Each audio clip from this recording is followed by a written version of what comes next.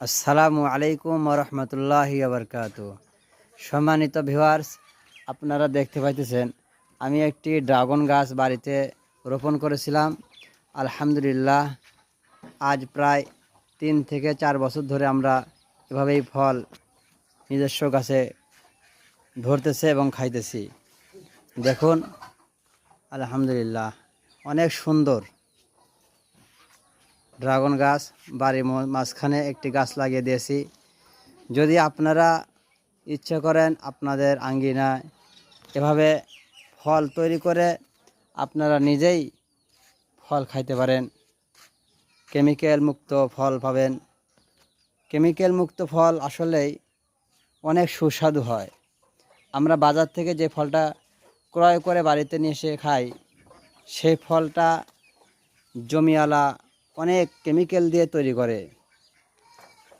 যার কারণে এই সমস্ত ফল খেয়ে আমরা অনেক সময় অনেক রোগে আক্রান্ত হয়ে যাই।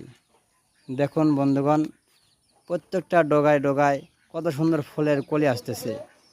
এটা শুধু একদিন নয়, প্রায় এই 6 মাস ধারাবাহিকভাবে ফল আসবেই। হয় এখানে আসবে, না হয় আরেকটাতে আসবে। তাই আপনাদেরকে সাজেস্ট করব যেন আপনারা নিজের আঙ্গিনায় একটা একটা করে এভাবে গাছ তৈরি করে নিজেরাই যেন ফল খাইতে পারেন, ইনশাআল্লাহ তাআলা।